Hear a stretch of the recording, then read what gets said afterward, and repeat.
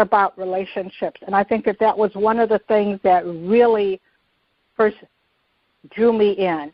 And we'll talk about the latest iterations in a minute. But when you talked about Jayla's Jaunts and how she had this magical aunt who, who came in, and so it wasn't just about them traveling, but it was about this beautiful relationship.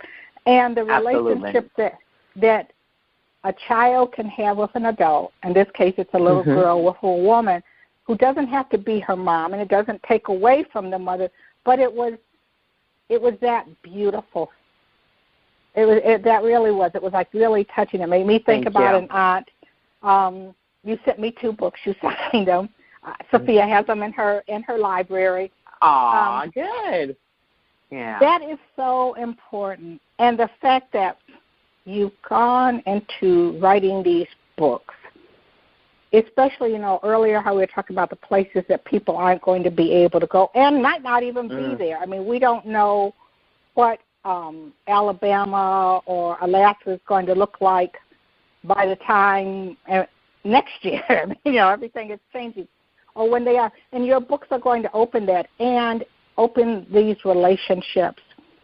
During this period of time, did the importance of what Jayla and her aunt and what they were doing, the importance of these series, not, above and beyond, teaching them about different places, but did that relationship, did you think a lot more about that relationship and how you wanted it to develop as it went forward, and did it?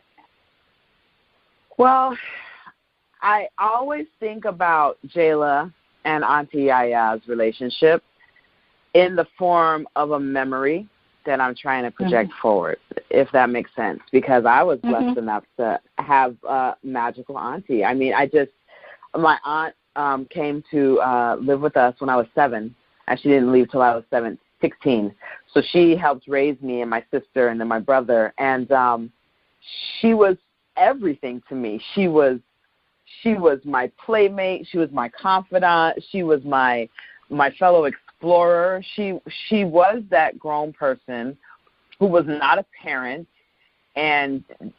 but had my best interest in mind and wanted me to thrive in a way that I think my parents didn't have the luxury to focus on. Are you safe? Are you fed? Are you learning in school? They needed to make sure that I developed as a human and I was okay. She sparked imagination in me. She gave my Barbies different voices and we played. She took it to another level. She made sure that my emotional world and my belief in possibilities was thriving as well. And as a child, I knew that was awesome. I was like, oh, this is great. Everyone needs an auntie like that. And actually, I shared her with my friends. Everyone else was like, oh, man, your aunt's cool. And so they kind of adopted her. But as an adult, I realized how priceless that was.